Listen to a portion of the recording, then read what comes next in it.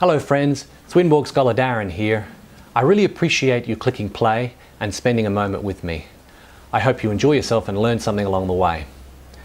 Many of our films today portray destruction or the end of the world, and they're drawn from strong Christian beliefs about the second coming and the final judgment.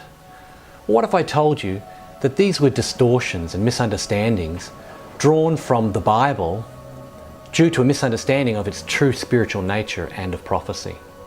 Stay tuned.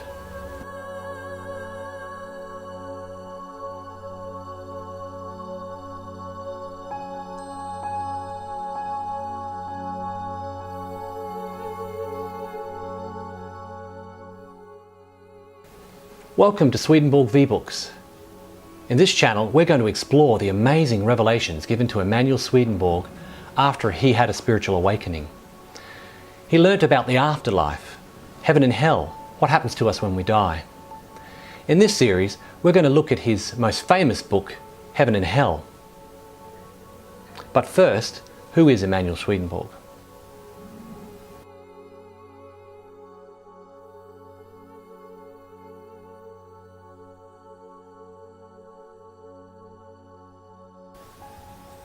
Emanuel Swedenborg was an 18th century scientist and inventor who studied in all the various fields of science of his day. He had a strong love of learning and a desire to discover the truth. One of his major passions or goals was to try and find out where the soul resides in the human body. And although he didn't find out where the soul resides, he did make some rather insightful and life-changing discoveries.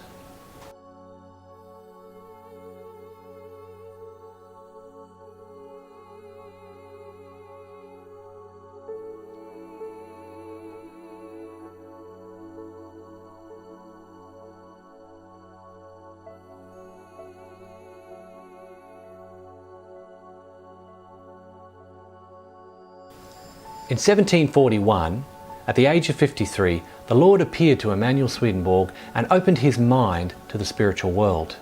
He then began to discover what happens to people after they die.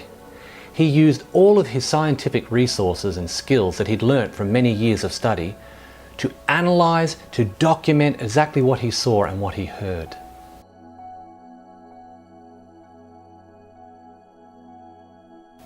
So as we begin to explore Swedenborg's book Heaven and Hell, we look at paragraph 1. And Swedenborg didn't write in chapters, he wrote in paragraphs so that he could easily reference them.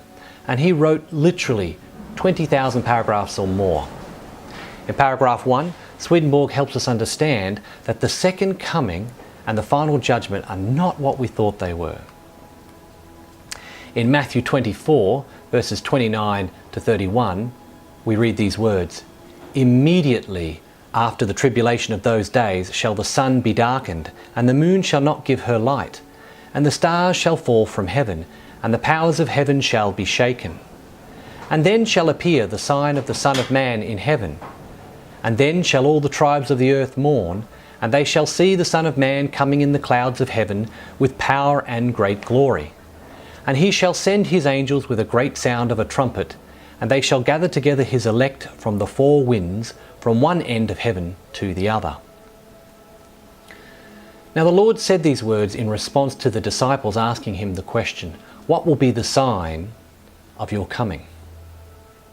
There are 2 points I'd like to make from the statements that the Lord made. Firstly, the first disciples, the early disciples, they believed that his coming was imminent.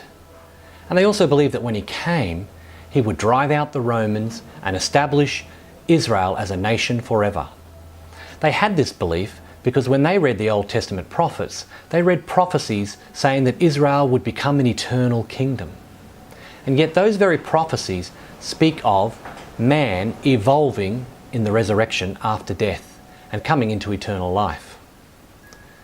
But the disciples really believed the Lord was going to physically come back then, drive out the Romans and establish a new kingdom. Think about it. Every time a soldier was killed or hurt in the Lord's army, he could raise them up or heal them. He would truly be unstoppable. But of course, this was not the intent of the Lord. This was not his plan. It was not his kingdom. In his own words, he said, "My kingdom is not of this world."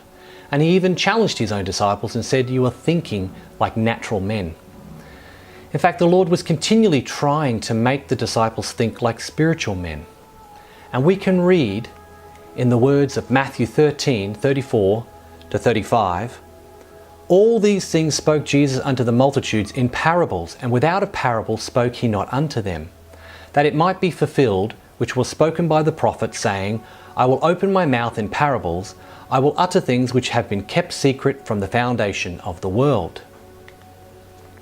So the Lord, in fact, never spoke to people unless he spoke in parables, because he was speaking in the language of correspondences, or the language of symbols, the language of prophecy or prophets, the language of dreams.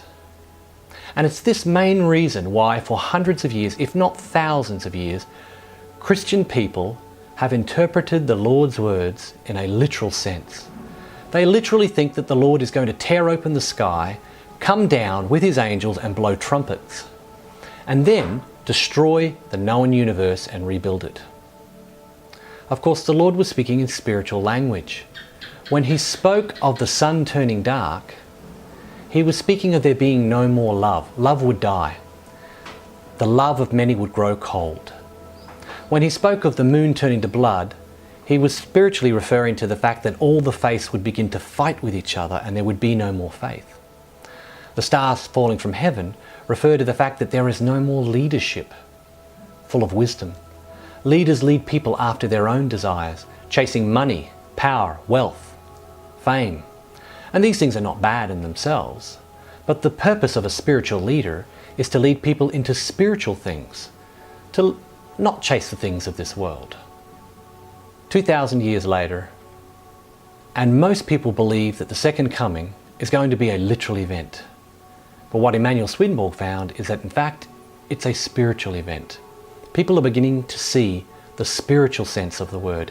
It's opening up with its glory and its power. Now, what about the final judgment? The final judgment is none other than a judgment on the churches. It's a judgment on them because they are the ones where the sun has gone dark, the moon turned to blood, and the stars of heaven have fallen. There is no more love in the churches. And I'm not speaking of everyone blanketedly. I'm saying as a whole, churchianity has lost its way. The sun has gone dark. And there is much infighting, or the moon turning to blood. There is no faith. They fight with one another over little things, over little doctrines. And of course, where is the wisdom and the leaders that we need? And so the judgment on the church is none other than this. The Lord is moving away from the churches, and he's beginning a new spiritual movement. A new church, if you will. And this movement is made up of people all over the planet from different religions, different backgrounds, who are longing for a relationship with the Creator and who want to respect their fellow man.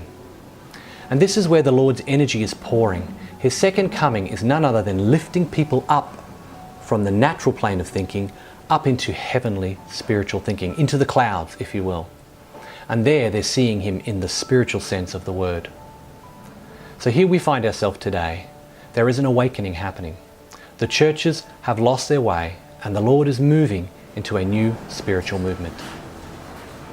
If you live in or near Brisbane City and would like to participate in one of our spiritual events, you can find out more information by contacting us on one of the links provided.